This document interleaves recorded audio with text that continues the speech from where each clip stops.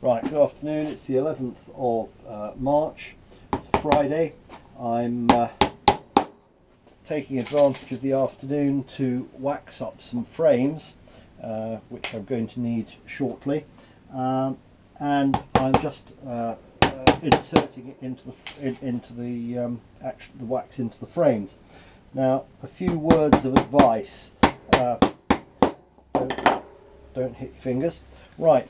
One frame made up. So let's see what my words of advice are. Okay, one, keep your wax nice and warm.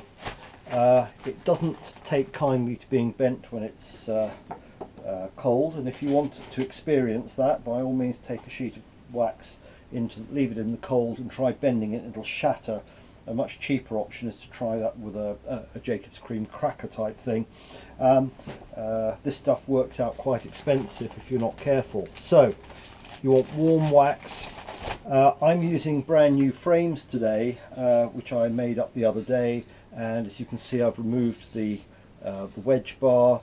I've got the two bottom bars in already, and I tend to use a nail in each corner, here, here and here, so it's nice and square. And I put two bottom bars in first, and I do nail across this way.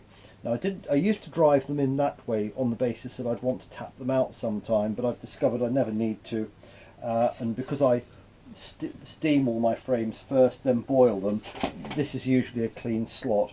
Now this is, I think I've shown you this before, this is my framing board, and basically it's just a board, and I've cut a couple of grooves because I use Hoffman frames, so it sits in nice and easy for when you're hammering. You don't want it bashing around. Now a lot of people use tiny pin hammers. I'm using this one, which is a lot bigger, and it's actually a 3-ounce hammer.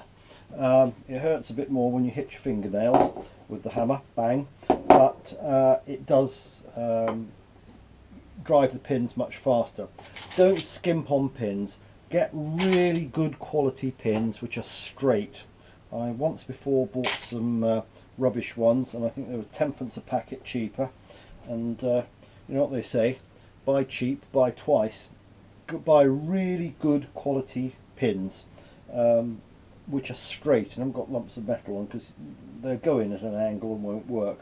I always keep a Stanley knife handy, which I use for trimming anything, and also believe it or not, keep a pair of secateurs or a pair of tin snips, something like this, handy, because if you're doing a lot of frames you'll pick up one of these wedge bars here, and you'll find it may not fit in because you get them mixed up slightly due to manufacturers' tolerances, etc. And if you get one that's a bit tight, like that one's going to be, I think, try another one, let's try that one.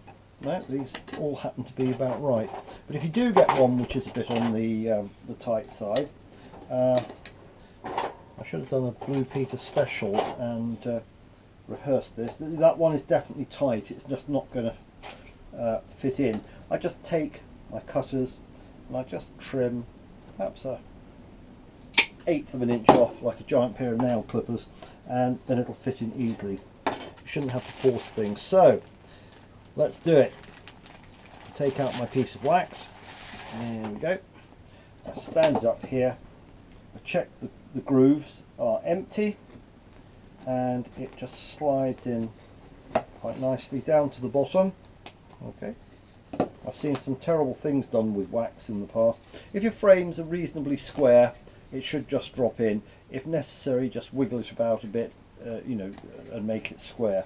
And then take your wedge bar, there we go,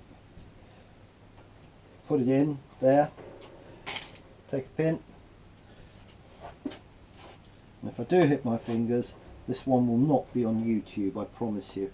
So.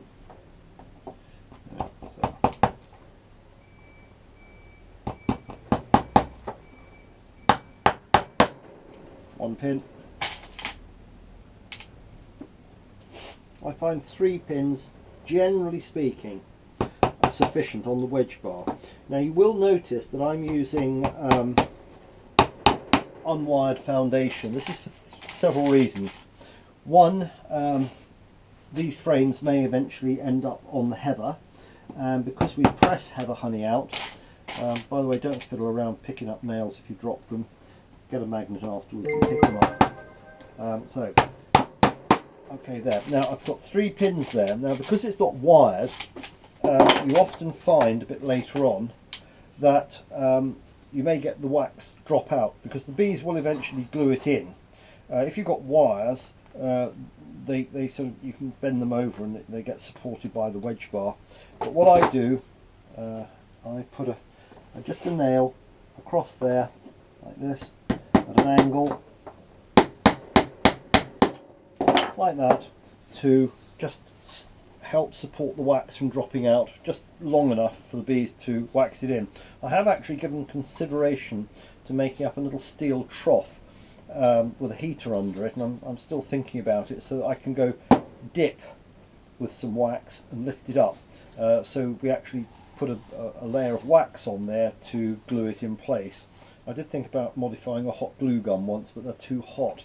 So there we are, there's a frame. Now the reason, as I said, I don't use wired in supers is because these frames will end up on the heather, and we like to cut it out and run it through a press to get the heather back, or cut it into sections for selling as cut comb.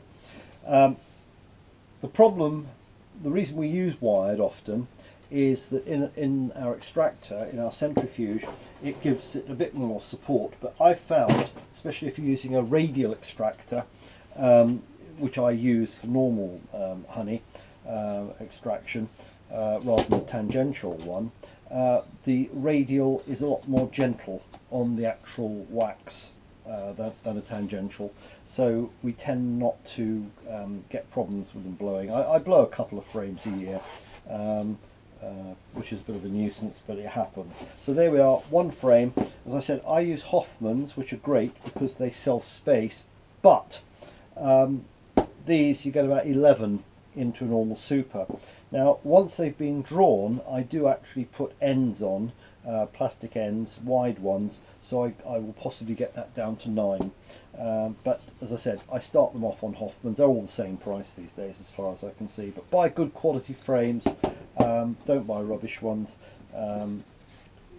It's just not worth it. I know people have experimented with plastic frames and plastic foundation. I've never tried the plastic foundation, but frames are expensive. They work out about £1 each, so don't burn them, don't waste them. Steam them off to recover the wax when they come to the end of their working life temporarily. Then boil them in a boiler with some washing soda. I would urge you not to use caustic soda. I know Brother Adam used to use caustic soda, but they had virtually a factory running, and a lot of books say use caustic soda, but it does tend to remove the skin and the flesh from your bones. So just use boiling water with washing soda crystals. It's very gentle, and just pop the frames in and they come up virtually like new. I've shown that before.